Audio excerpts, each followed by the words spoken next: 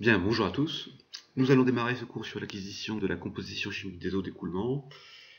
Et donc l'objectif ici, ça va être d'acquérir les notions élémentaires à la compréhension et à l'interprétation d'une chose qu'on peut appeler la variation de la composition chimique des eaux des cours d'eau.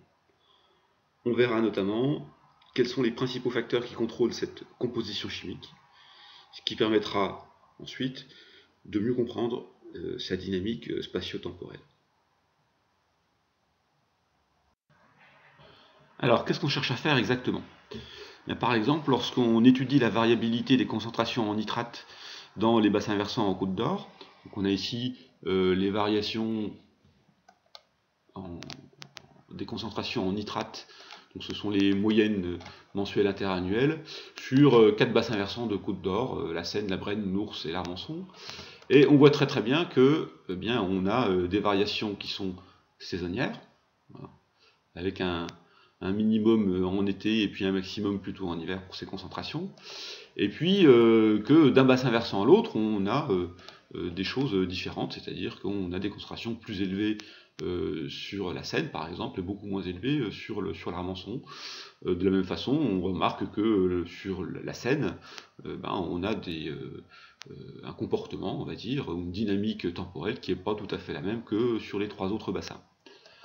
Donc ce qu'on va chercher à faire, c'est juste essayer de comprendre cette dynamique spatiale et cette dynamique temporelle.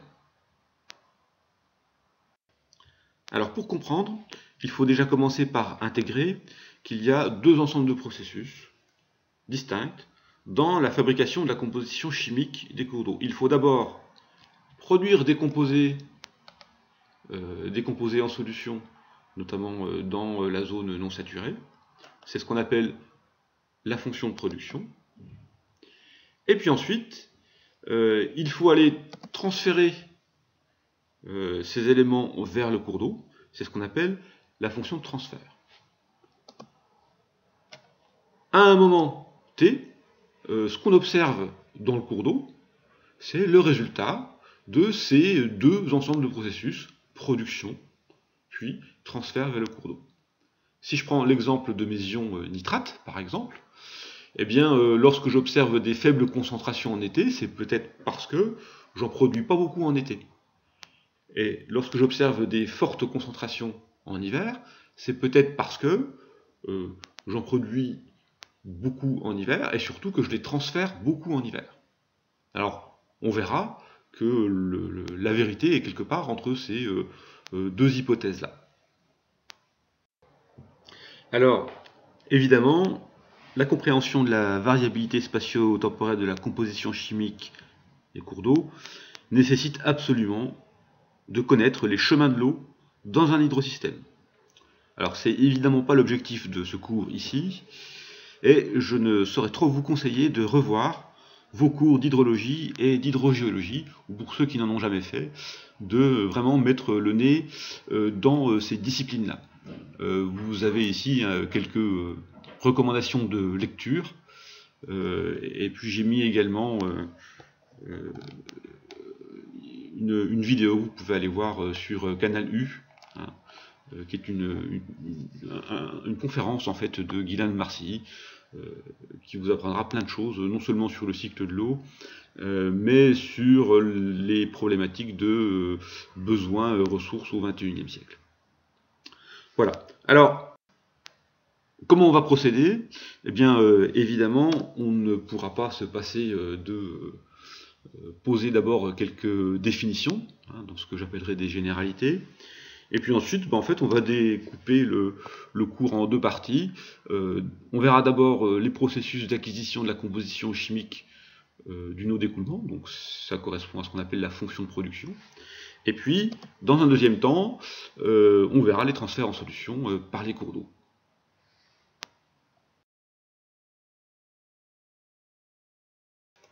Voilà, c'est parti pour les généralités. Juste au préalable, pour un exposé vraiment exhaustif des méthodes d'analyse d'eau, on se reportera au fameux Redier. C'est vraiment la Bible dans ce domaine-là. C'est 1600 pages de protocole pour une caractérisation complète des eaux. Alors la charge dissoute, qu'est-ce que c'est? Alors, on parle aussi parfois de charge chimique. La définition théorique nous dit que c'est l'ensemble des matières dissoutes, à l'exclusion de toute particule, sous forme d'éléments chimiques, ou bien sous forme de molécules dispersées, qui sont soit ionisées, soit électriquement neutres. Le calcium, par exemple, eh bien, est sous sa forme Ca2+, donc ionisé, alors que la silice est une molécule qui est électriquement neutre, et CO2. En pratique, comment on procède? En fait, on retient simplement que la charge en solution, ou la charge dissoute, c'est tout ce qui n'est pas retenu par filtration sur une membrane dont la taille des pores est de 0,45 micromètres. Alors, comment on procède exactement? On prend un échantillon d'eau brute que l'on fait passer à travers une membrane dont les pores sont de taille 0,45 micromètres, ce qui permet en fait d'isoler une phase particulière, donc en suspension en fait, permettant ensuite par pesée de déterminer la charge particulière. Et puis ça permet d'isoler d'autre part une phase dissoute que l'on analyse pour déterminer ce qu'on appelle la charge dissoute. Alors, comment cette charge dissoute s'exprime? Eh bien, les résultats analytiques sont donnés sous la forme de concentration d'un élément ou d'une molécule dans l'eau. Pour les éléments usuels, ça sera assez systématiquement le milligramme par litre. Évidemment, vous devez être capable à tout moment de convertir ces concentrations soit en mol par litre, soit en équivalent par litre, à partir des masses molaires des éléments ou des molécules. Ainsi, si je veux faire un bilan molaire, eh bien, je calculerai une concentration en mol par litre à partir de la concentration en grammes par litre que je diviserai par la masse molaire ou moléculaire. Pour un bilan de charge, je reprendrai cette concentration en mol par litre que je multiplierai par une valeur entière, petit n, qui correspondra au nombre de charges de l'ion ou du complexe ionique.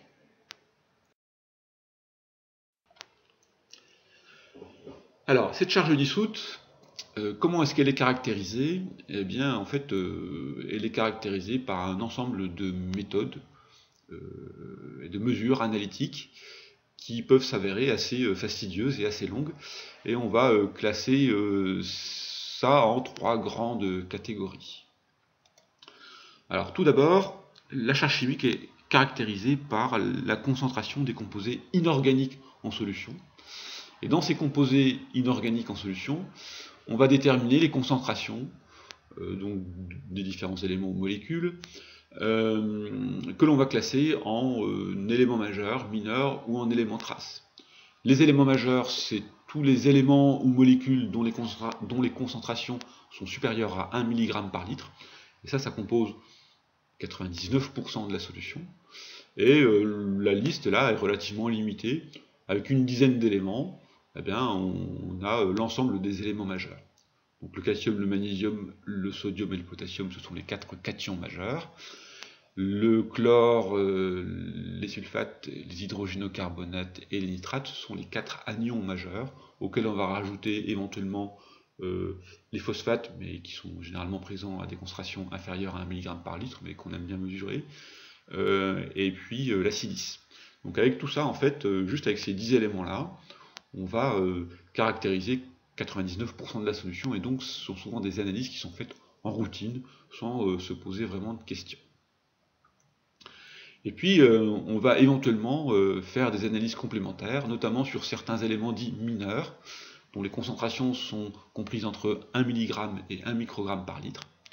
Et parmi ces éléments mineurs, on va trouver pour l'essentiel des cations métalliques. Alors, ils sont naturellement présents dans les solutions, hein, à des concentrations qui sont faibles, et évidemment, lorsqu'ils vont dépasser le milligramme par litre, eh bien, on aura affaire à ce moment-là à des pollutions. Pour terminer, les éléments traces, donc là c'est vraiment les éléments qui sont présents à l'état de trace dans la solution, mais qui sont naturellement présents dans n'importe quelle solution. Et là on va trouver des éléments qui sont non plus des éléments toxiques, mais qui sont souvent des poisons. On va trouver parmi eux le mercure, l'uranium, le cadmium, le césium, enfin tout ce cortège d'éléments qui sont véritablement indésirables dans la solution, qui encore une fois sont présents à l'état de trace, donc naturellement, et qui lorsqu'ils sont présents à des concentrations un petit peu plus élevées, bien, deviennent rapidement des poisons. Et puis, on va chercher à caractériser la solution d'un point de vue de ses composés organiques, ce qu'on appelle les paramètres organiques globaux. Alors pourquoi paramètres organiques globaux? C'est simplement que la matière organique dissoute, elle est composée de molécules qui sont très diverses, très variées.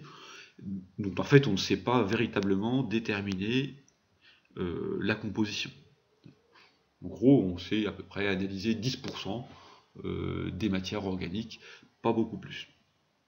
Donc on s'en remettra systématiquement à la mesure de paramètres dits globaux, sauf si on recherche une molécule en particulier qu'on sait mesurer. Et c'est le cas notamment lorsqu'on est à la recherche de micropolluants organiques, par exemple. Alors, parmi ces paramètres organiques globaux, on va trouver deux paramètres voisins qui sont la DCO et la DBO. Donc la DCO, c'est la demande chimique en oxygène. Et elle correspond à la consommation d'un oxydant puissant, alors c'est généralement du dichromate de potassium, que l'on ajoute à la solution. Donc on titre en fait la solution avec du dichromate de potassium et on mesure du coup cette quantité de dichromate consommée par la solution.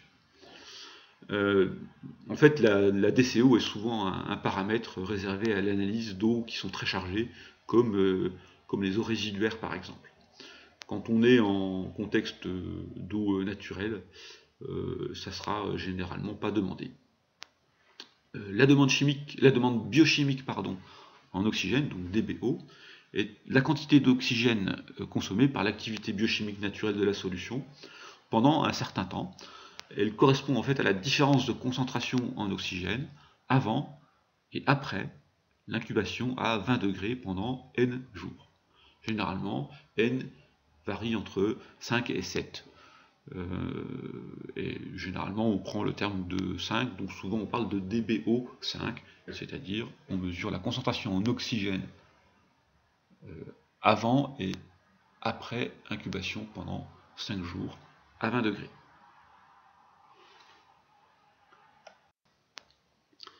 Alors, la charge dissoute peut être également caractérisée par ce qu'on appelle un ensemble de paramètres synthétiques, parmi lesquels on va trouver des paramètres classiques comme la température, le pH, la conductivité, la saturation en oxygène, qui sont des paramètres que l'on peut mesurer directement à l'aide de sondes, et donc que souvent on mesure sur le terrain au moment de l'échantillonnage.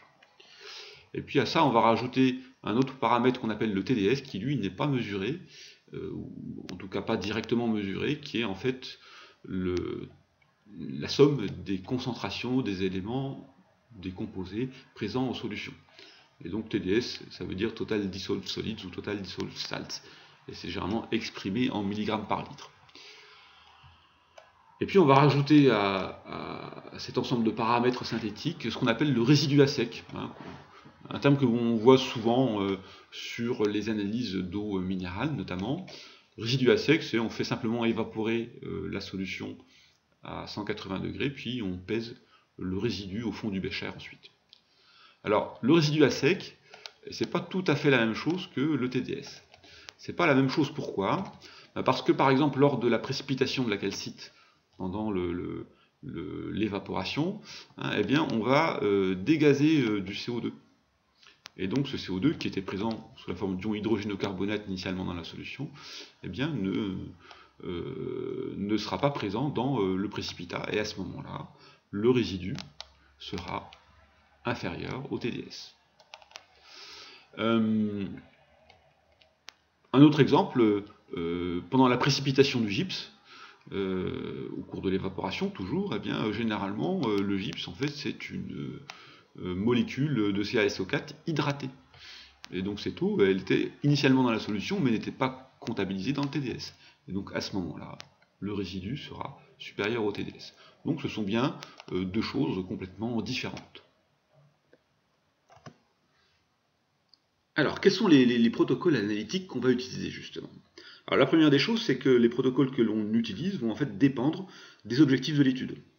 Donc, on prendra soin d'y réfléchir au préalable, hein, et donc on va en fait mettre en place une stratégie qui va être adaptée aux objectifs qu'on s'est fixés. Alors, on va voir surtout les éléments incontournables de cette stratégie. L'échantillonnage, tout d'abord, doit être homogène, ne pas altérer les caractéristiques physico-chimiques de l'eau, et enfin représenter le milieu échantillonné. C'est-à-dire qu'on peut choisir d'échantillonner à un instant T, donc ce sera ce qu'on appelle un échantillon instantané, et l'analyse chimique que l'on fera derrière sera représentative de la composition chimique de l'eau à cet instant T. Mais on peut choisir également de faire un échantillonnage composite qui sera représentatif d'une période de temps, généralement au maximum 24 heures. Et à ce moment-là, qu'est-ce qu'on fait? En fait, on échantillonne régulièrement au cours de ces 24 heures, et puis on va mélanger tous ces échantillons pour ne produire à la fin qu'un seul échantillon, et donc qu'une seule analyse physico-chimique. L'échantillon doit être placé évidemment dans un flacon parfaitement propre. Généralement, ce flacon est en polyéthylène. C'est ce qui convient pour la plupart des applications. Dans certains cas, on peut lui préférer le verre. Le transport et la conservation sont également un point important.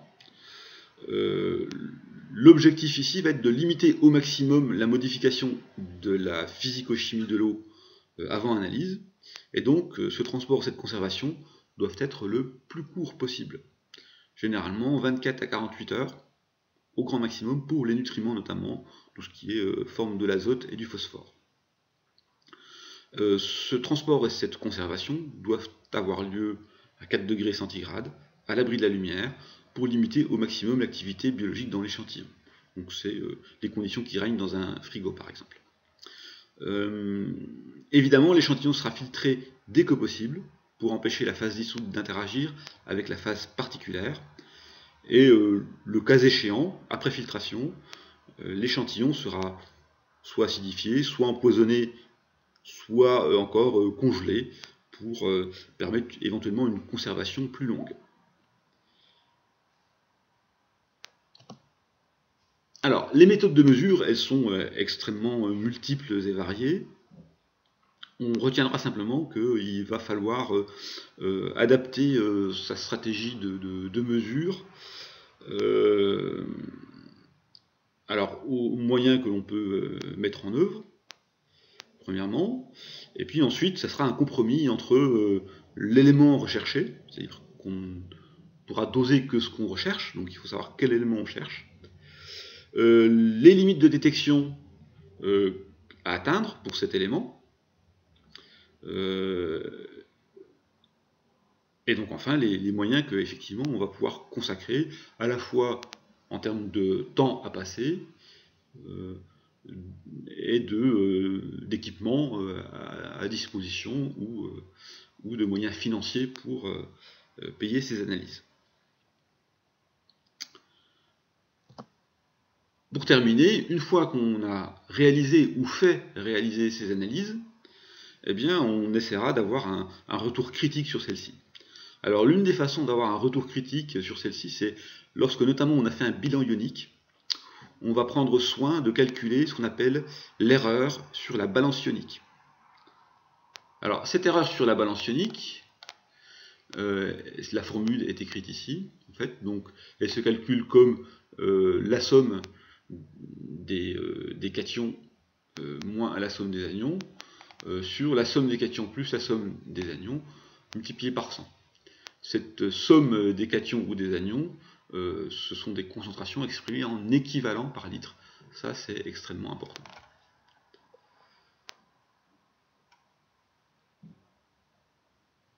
Alors, cette erreur sur la balance ionique, vous voyez qu'elle est exprimée en pourcentage, et on tolérera plus ou moins 5% d'erreur. C'est-à-dire qu'on ne peut jamais tomber pile à 0, notamment parce que lorsqu'on fait la somme des cations et la somme des anions, alors il y a une incertitude sur l'analyse, et puis on n'analyse pas tous les anions et tous les cations.